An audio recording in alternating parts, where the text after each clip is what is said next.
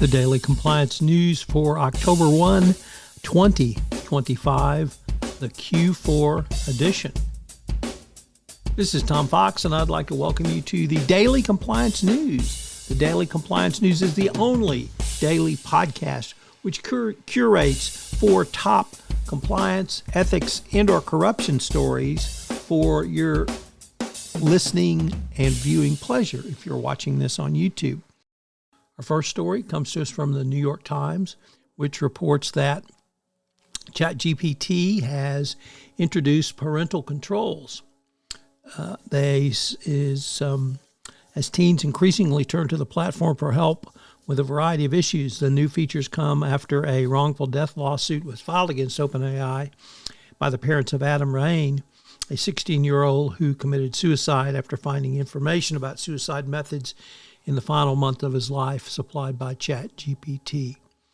Next up from Reuters, it reports that the Texas Stock Exchange said that the SEC has approved its application to launch a new stock exchange, clearing the way for the Dallas-based Texas Stock Exchange to begin trading stocks and exchange trading products as early as 2026. The venture is backed by industry heavyweights BlackRock, Citadel, and Charles Schwab, and aims to chip away at the dominance of the 2 national exchanges, which, in addition to trading, offer listing services to companies seeking to tap into the U.S. securities market. Next up from the Wall Street Journal, Charlie Javice, the startup founder who was convicted at trial of defrauding JP Morgan, was sentenced to 7 years in prison for selling her startup to the bank, and which provided bogus evidence that her company had millions of customers that didn't exist. Prosecutors had asked for 12 years for the fraud, and her lawyers had asked for 1.5 years of time served.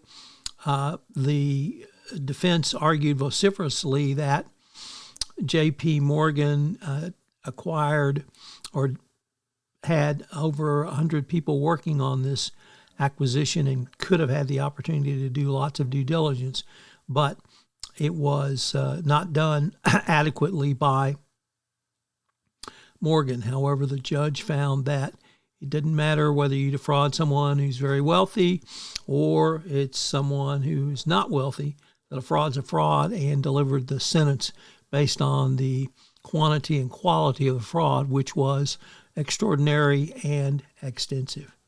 And our final story comes to us from the Financial Times, which reports that Exxon's CEO has sought security assurances for Mozambique for a $30 billion LNG project that the company is scheduled to help construct in that African country.